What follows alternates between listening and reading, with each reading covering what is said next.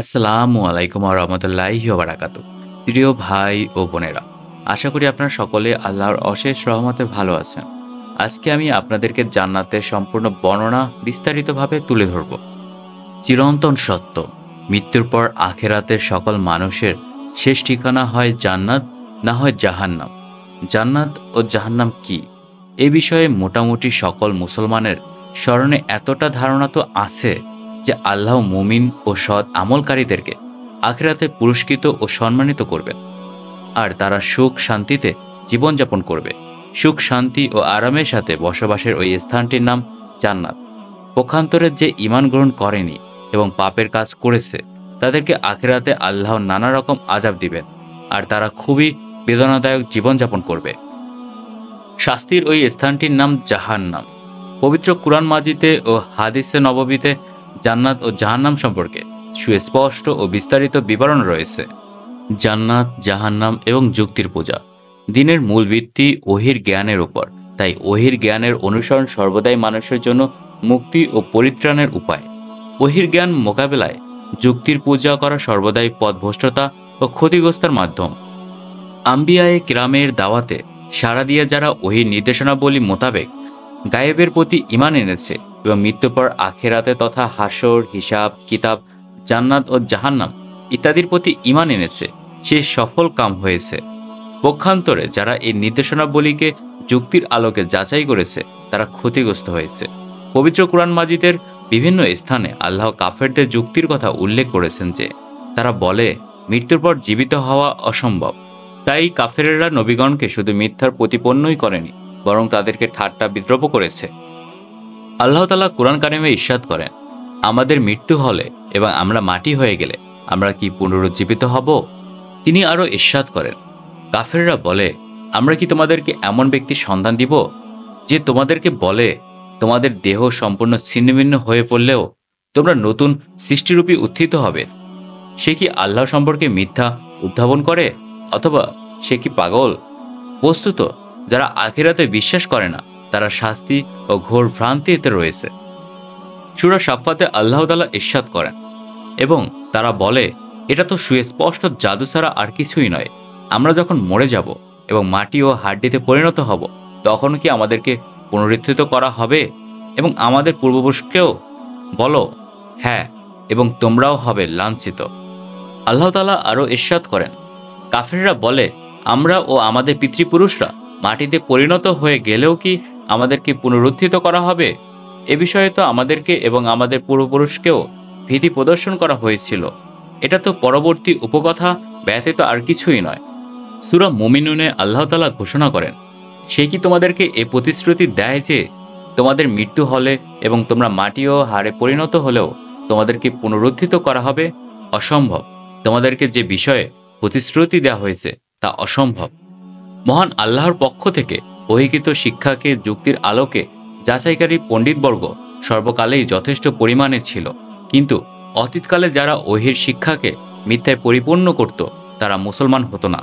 তবে বর্তমানকালে যারা ওহির শিক্ষাকে যুক্তির আলোকে যাচাই করে, ওই শিক্ষাকে মিথ্যার প্রতিপন্ন করে, তারা ওই সমস্ত লোক যারা প্রকাশ্যে ইসলাম গ্রহণ করেছে এবং মুসলমান বলে দাবি করে।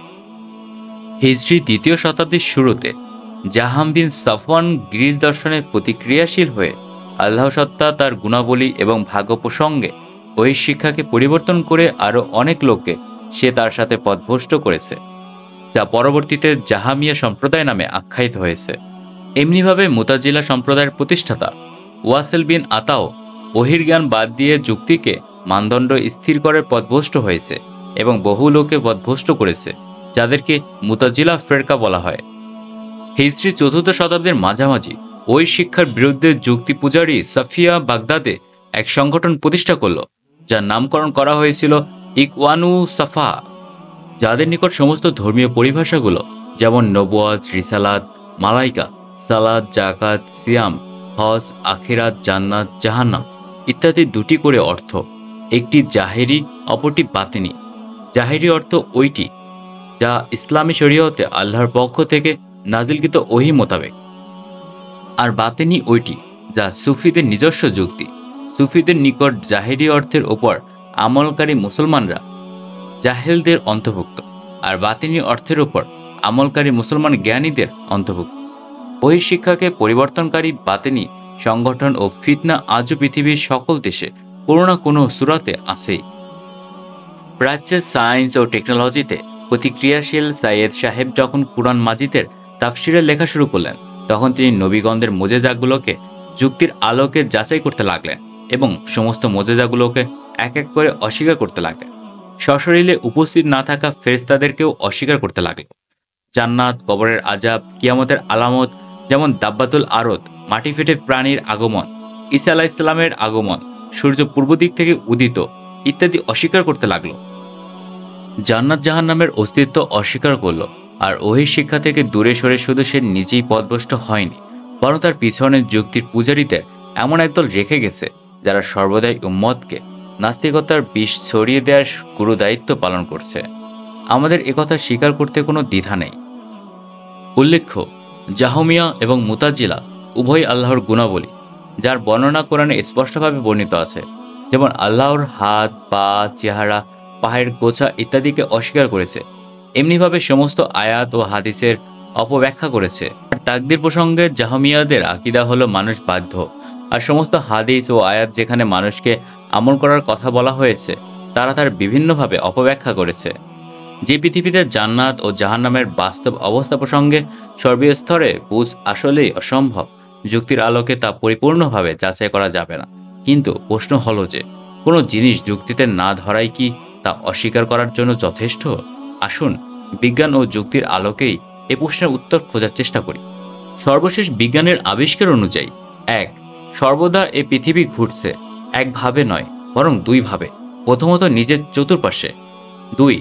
সূর্য স্থির, যা শুধু তার চতুর্পাশে ঘুরছে। ৩.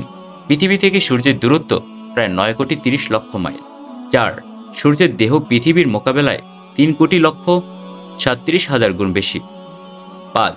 আমাদের সৌরজগৎ থেকে ৪০০ কোটি কিলোমিটার দূরত্বে আরও একটি সূর্য আছে, যা আমাদের নিকট ছোট একটি আলোকরশ্মি বলে মনে হয়।